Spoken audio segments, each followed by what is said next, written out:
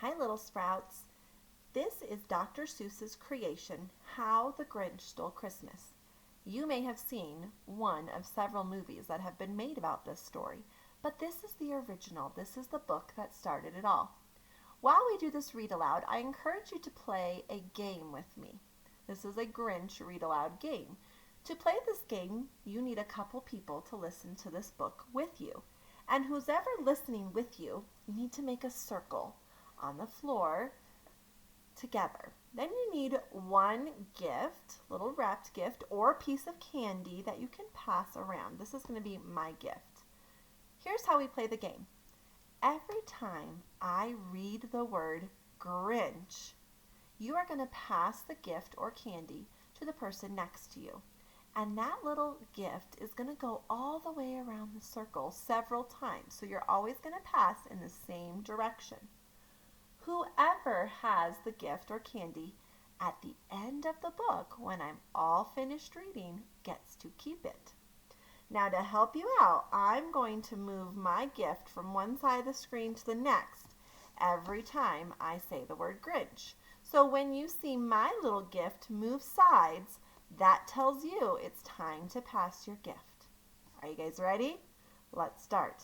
How the Grinch Stole Christmas.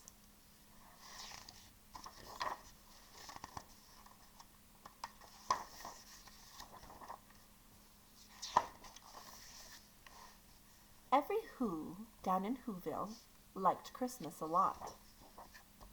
But the Grinch, who lived just north of Whoville, did not. The Grinch hated Christmas, the whole Christmas season. Now please don't ask why.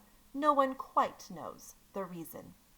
It could be his head wasn't screwed on just right. It could be, perhaps, that his shoes were too tight. But I think the most likely reason of all may have been that his heart was 2 sizes too small. But for whatever reason, his heart or his shoes, he stood there on Christmas Eve, hating the Whos, staring down from his cave with a sour, Grinchy frown at the warm lighted windows below in their town. For he knew every Who down in Whoville beneath was busy now, hanging a mistletoe wreath. And they're hanging their stockings, he snarled with a sneer. Tomorrow is Christmas. It's practically here. Then he growled with his Grinch fingers nervously drumming. I must find a way to stop Christmas from coming. For tomorrow, he knew, all the Who girls and boys would wake up bright and early. They'd rush for their toys. And then, oh, the noise! Oh, the noise, noise, noise! That one thing he hated, the noise, noise, noise!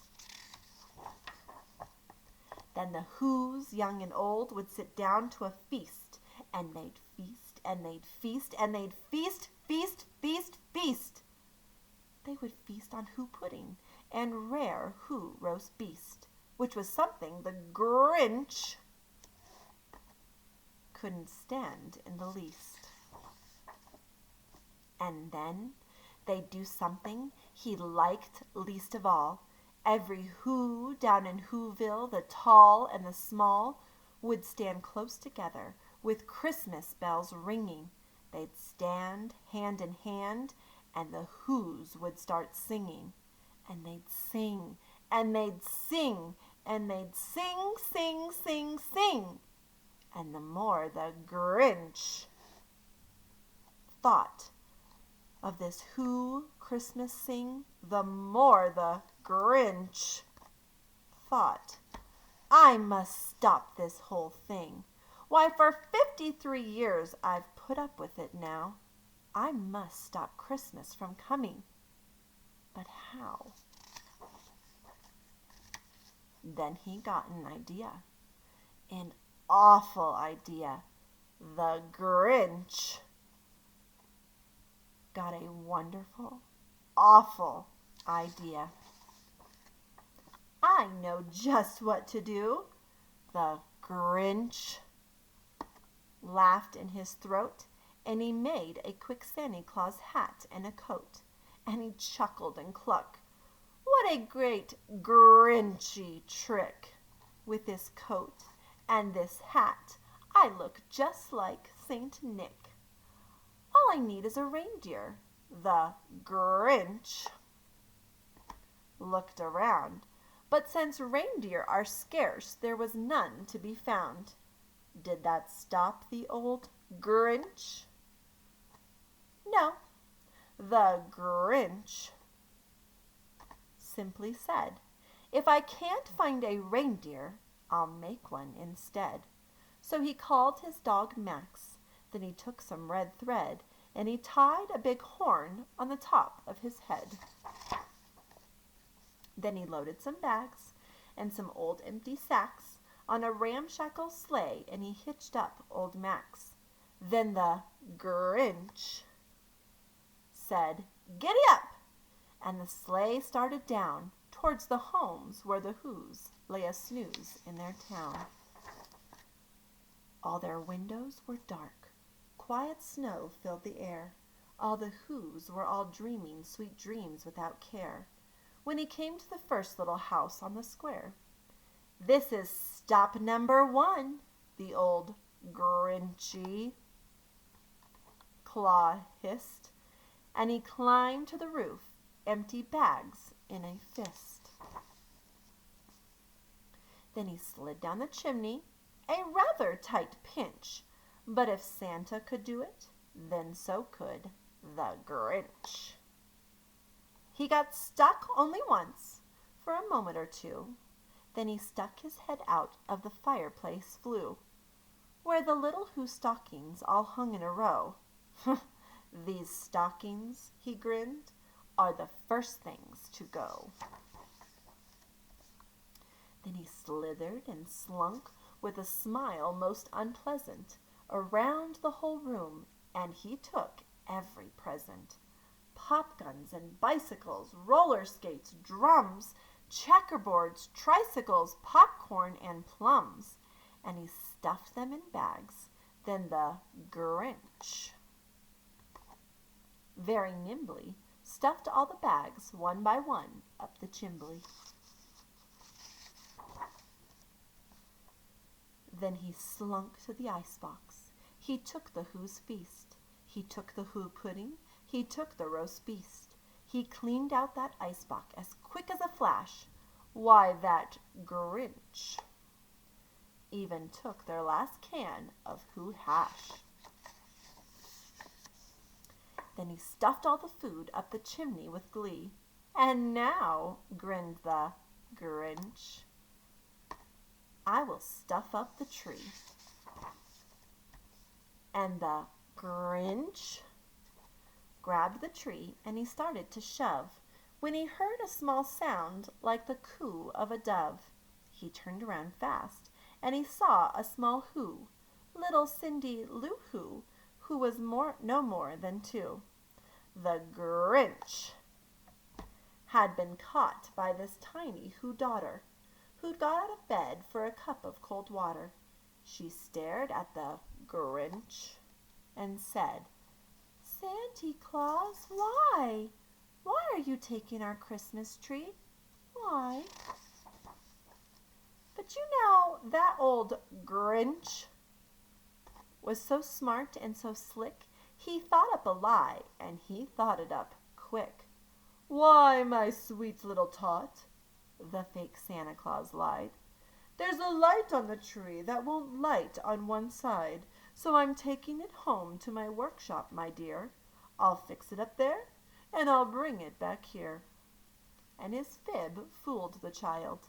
Then he patted her head, and he got her a drink, and he sent her to bed.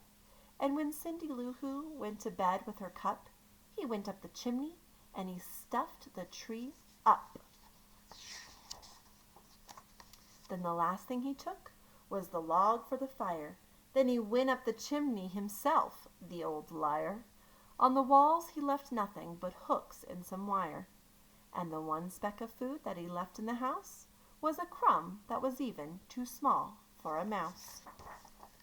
Then he did the same thing to the other Who houses, leaving crumbs much too small for the other Who's mouses. It was 1/4 dawn, all the Who's still in bed, all the Who's still a snooze when he packed up his sled. Packed it up with their presents, the ribbons, the wrappings, the tags and the tinsels, the trimmings, the trappings. 3,000 feet up the side of Mount Crumpet, he rode with his load to the tip-top to dump it. Pooh-hoo to the Who's! He was Grinchiously humming. They're finding out now that no Christmas is coming. They're just waking up. I know just what they'll do. Their mouths will hang open for a moment or two. Then the Who's down in Whoville will all cry, "Boo-hoo!" "That's a noise," grinned the Grinch, "that I simply must hear." So he paused, and the Grinch put a hand to his ear. And he did hear a sound rising over the snow. It started in low, then it started to grow. But the sound wasn't sad. Why, the sound sounded merry. But it couldn't be so. But it was merry, very. He stared down at Whoville. The Grinch popped his eyes. Then he shook. What he saw was a shocking surprise. Every Who down in Whoville, the tall and the small, was singing without any presents at all. He hadn't stopped Christmas from coming. It came. Somehow or other, it came just the same.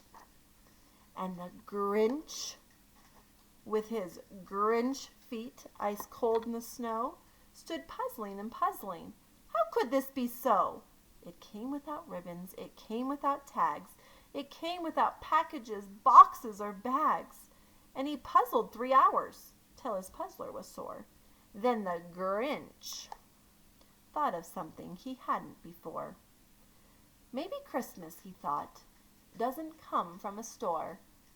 Maybe Christmas, perhaps, means a little bit more.